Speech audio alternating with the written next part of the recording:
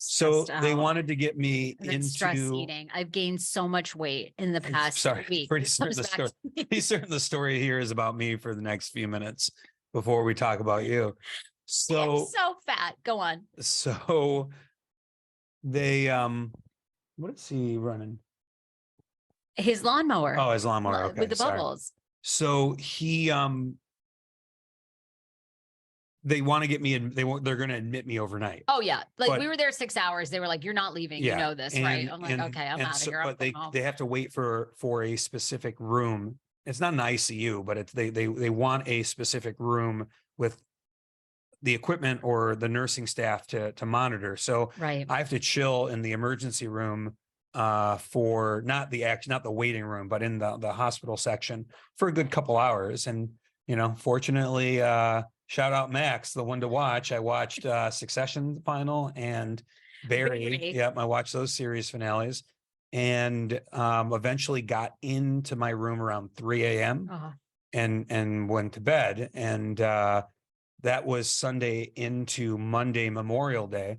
And since it was a holiday, it was quiet, but there weren't any tests that could be run. no, So, nobody. I mean, unless it was like dire emergency, nothing was being done. yep. So I basically was in a hospital bed for all of Memorial Day, strapped to monitors and to keep me, keep me monitored.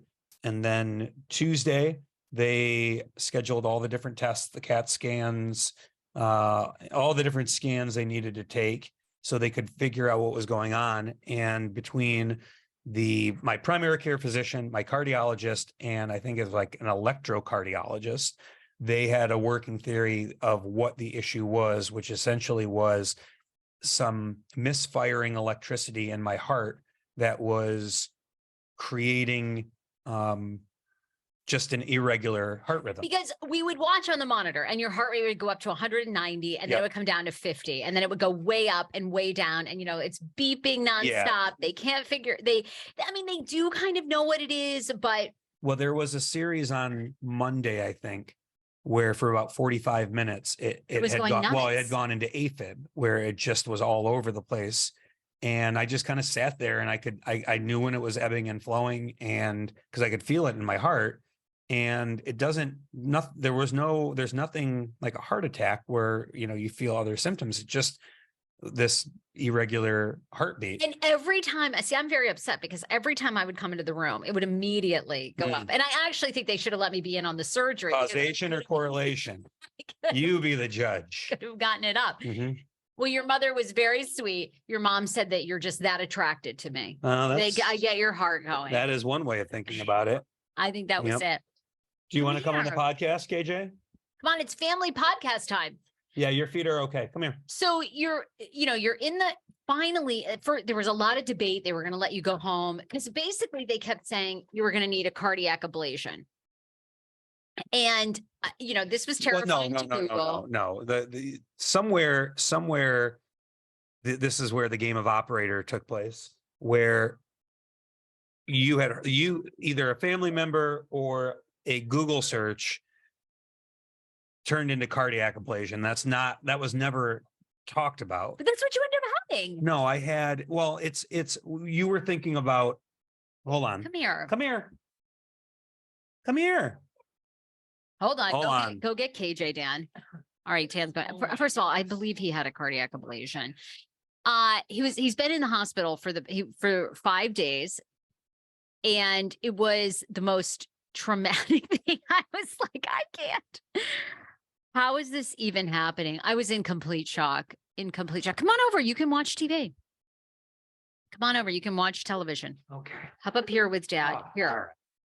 All right. So wait, okay. So you, that is not true. That's what the nurse said. She was like, you're going to have a cardiac ablation, which is what you ended up having, but you can. So the whole bit was, they were trying to figure out what was going to be done.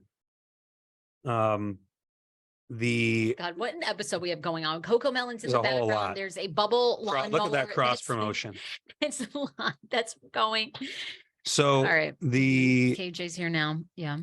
The cardiologist who performed the surgery or procedure It's not a surgery, it was a procedure. Oh, Yeah. So okay. just saying. She thought it was going to be an ablation where they stick a catheter through your veins. They entered actually three spots, one on each side of the groin and then one on side of my neck, to identify which pulmonary vein was misfiring, and they tried to induce the atrial attack, tachycardia, to see which vein was misfiring, and then ablate it, where they use either heat or cold to create scar tissue to stop it from doing that. Mm-hmm. So that was the procedure they thought they were going to do, and that was the procedure they ended up doing. So Tuesday had all the tests, and originally they weren't going to schedule me for this ablation until next Friday. Yeah, they were thinking like of sending you 10 days after. But right. shout out to Shoshana, yes. Nurse Shoshana, and Anna. Shoshana was the one who really pushed to make sure that this procedure was done immediately, or as close to immediately as possible. And I really wasn't freaking out until that one attack. Again, I happened to just walk in the room, and then like minutes later, you'd go into like AFib or whatever, because I guess you're so, super attracted. You get so attracted to me. You rev my engines. So anyway, but then at one point they brought in, I don't even know, like a nurse that overrides the other nurses. Yeah, it was like the super nurse. Yeah, the super nurse. And that was when I was a little like, this is this like enough people were pushing for it. And again, I appreciate the Cedars was great, and yeah, they really the nursing staff was great. And so they scheduled the procedure for Wednesday afternoon, and oh god, it was 4 hours, 4-hour procedure. Yep, they put me under. I don't remember, like I remember getting prepped. They did have to shave a little bit of my my bikini zone. Wow, that's the first time you've probably ever shaved. No, you had a hernia. Did they shave your bikini zone? They had to do that for a hernia? But they had to shave a little bit of my bikini zone. It was great because beach season's around the corner. So you got a free trim. Okay. So I remember getting, I was on the surgical bed, and they were doing all the prep stuff, and they put the mask, the anesthetic over my face, the mask, and that was it. I don't remember. I remember waking up.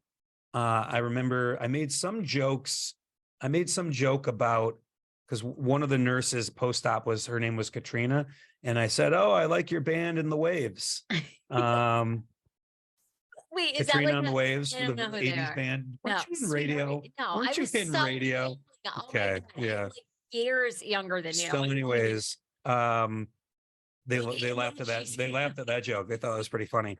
And I must have put on a good enough front post-op, because the surgeon, as she was telling me what took place in the procedure, the next day when we had talked, she's like, "Do you remember anything we talked about after the surgery?" I'm like, "I have no idea what we talked about." She goes, "You seemed pretty with it." I said, "Oh, I put on a good front." So close that door now, because you can hear the lawnmower. Can you? Here, I'll hold your mic.